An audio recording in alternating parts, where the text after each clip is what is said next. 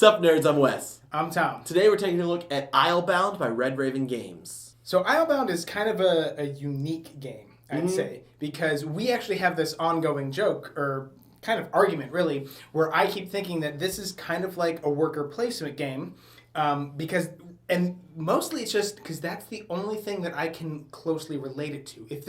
If I didn't consider this to be a worker placement game in my brain, I wouldn't be able to categorize it really.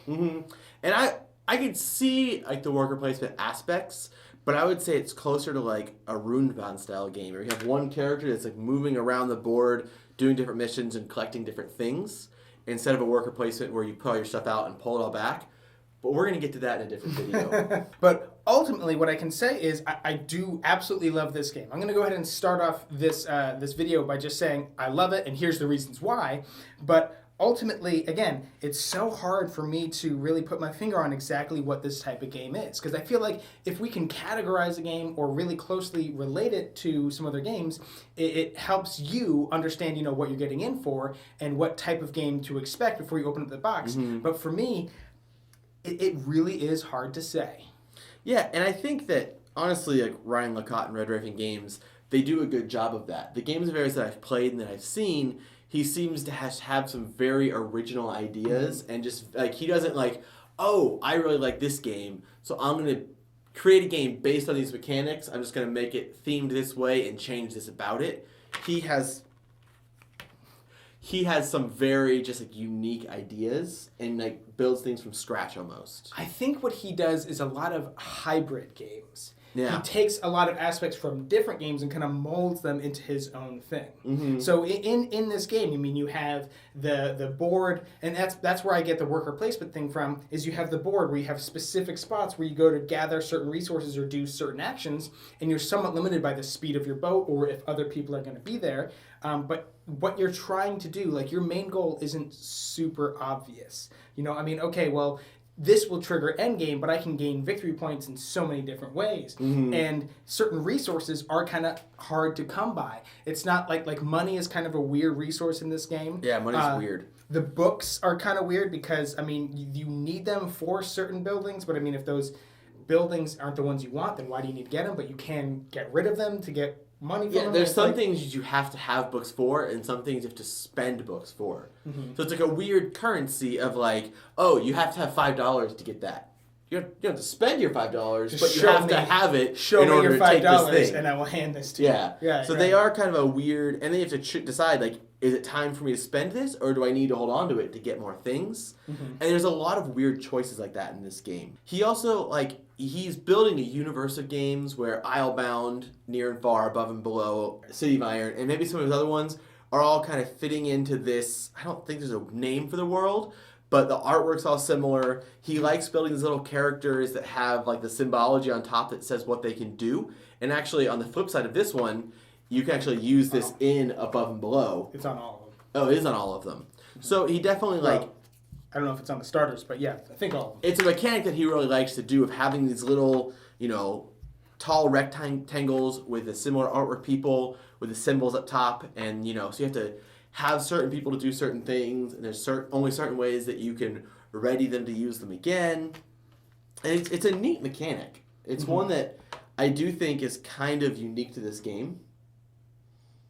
And not it's unique to this universe. Yeah. Because he does the same thing with Above and Below. And I'm sure there's things you can compare it to, but the way he executes it and the way it flows with the artwork and stuff, I think it's just a really cool thing that he does. Yeah, he turns the people into a resource that you need to spend, but not every person is the same. I will kind of warn you that this is definitely a little bit on the more complex side. It's a bit of a bigger game. And in terms of play time, it's a little bit longer, but because it kind of has that circular, like New Angeles, I had that same thought where I said, well, it's kind of like circular. When you explain the game, you kind of say, well, this lets you do this, which lets you do that, and what's that thing? Okay, well, that kind of affects this thing, so when you're explaining all these spots, you say, oh, if you come here, you can get rid of a wood to get one of these guys. Oh, well, how do you get wood? Okay, well, if you come over here, so the board kind of has that circular thing. And again, there's so many different paths to victory that you have to kind of explain all of them and say, this is what triggers endgame. The number of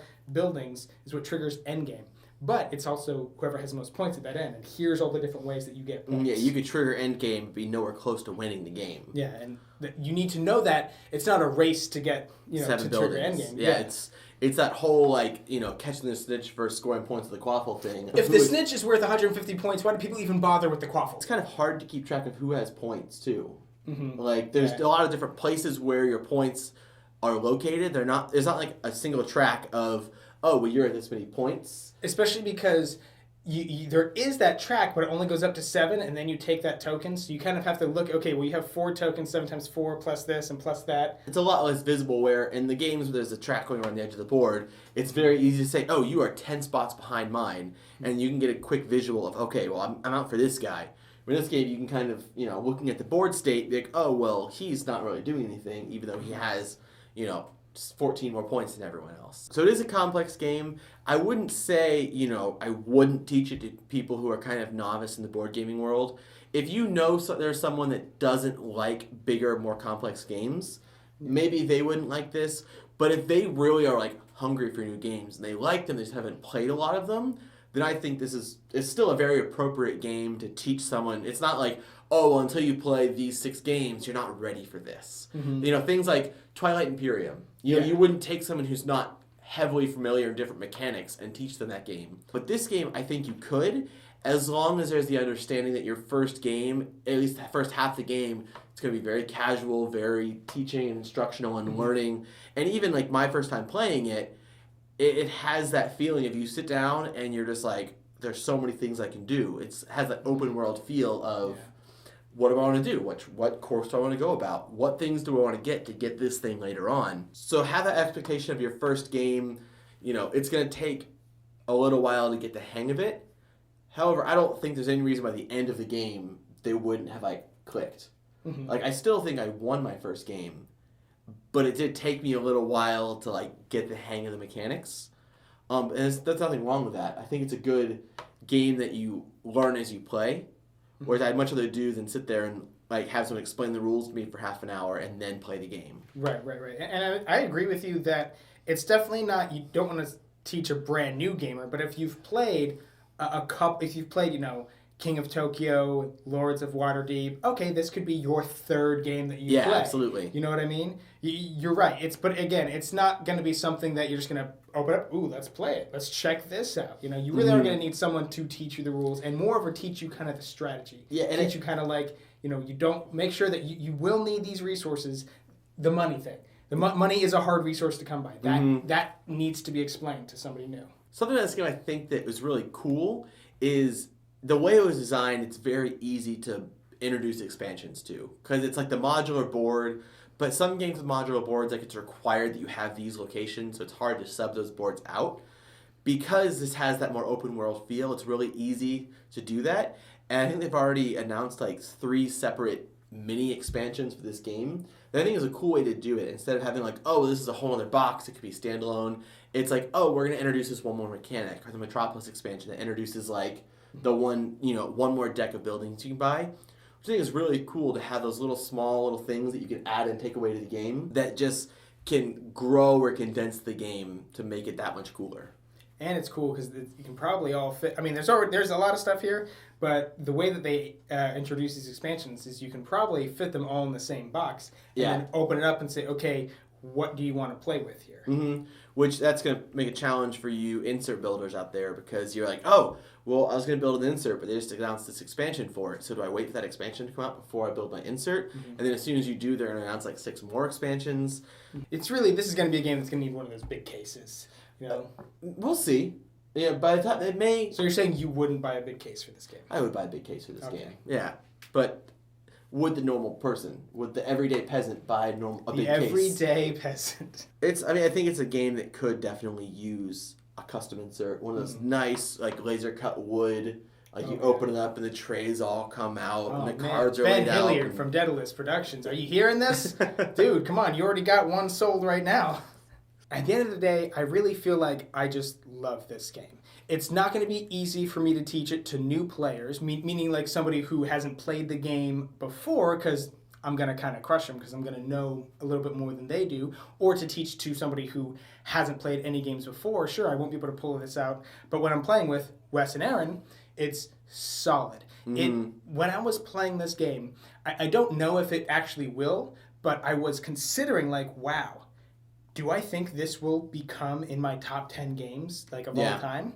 And I'm not saying it is or it isn't. I'm not saying it never will, but just the fact that I considered it really should tell you how I feel about this game, because I do not take that lightly. My top 10 games is super important. You put Cosmic on your top 10.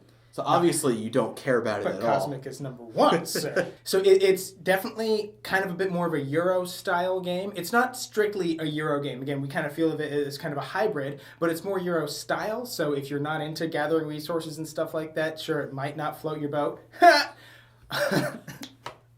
It took me a second, but I got it. But I am normally not someone who loves Euro-style games anyways. And if I like it, then I can go ahead and say that you're going to like it too. And I will say that it definitely, like, if you strip everything away, it probably is just a Euro game. But I think the big thing with Euro games, where I've played so many, where I just look at it and I go, you could take away all the theme and the game would have played the exact same way. This doesn't do that. And I think Red Raven does a good job with their games of saying, like, it's a very heavily thematic Euro game. Like, it makes sense. You feel like you're a ship and you're sailing around to all these different ports. And there's that Euro aspect of not heavy player interaction, of just, like, if someone's there, you can't go there, or if someone, like, conquers a colony, then it's harder for you to conquer it. Well, you can go there, you just have to pay more resources or something. Yeah. And I know I think there's expansions to help increase, like, you can attack each other and stuff like that. But the best way I can say how I felt with this game is I think we were playing the demo copy at our local game store, Gamesville Tabletop, and I went and I bought this game during round 2. Like, I liked it that much, where it was one where I haven't even finished the game, but once I saw it, because this is gorgeous. Like, his artwork, I mean, if you didn't know, Ryan Lacotte does all his own artwork, he does his own publishing and everything. It's pretty, the whole company's just 2 people, him and his wife. Yeah, it's beautiful. So seeing it and seeing how it played, I was like, this is a game I have to own. And I can say that a lot of games we can say, if you own these games, this one doesn't necessarily need to be in your collection because that spot is filled. However, I don't think this fills a specific spot that other games do right now. You know, you can kind of say, oh, if you like, Lords of Waterdeep, or if you like this game or that game, you'll probably like this game too. But I wouldn't say this game replaces any game just because it's so different. Nor does any game replace it. I think that's the bigger way to say it, is there's no game that I would say, well, you get that instead of Islebound. Like, it's or if you have that, you don't need Islebound. Absolutely. Yeah. So I think that everyone could own a copy of this, or at least every game group could own a copy of it. If any of this sounds interesting to you at all, go ahead and check the buy link down below and get yourself a copy. Leave us a comment and let us know what you thought of this game if you've played it. Let us know if you have any questions about the game, if you're looking into it. And while you're down there, don't forget to subscribe so you'll never be bored. Finger guns. We're doing the finger guns. Oh, just one? Oh, just one? Just one. Just one. This is probably one of my favorite worker placement games. This is not a worker placement game.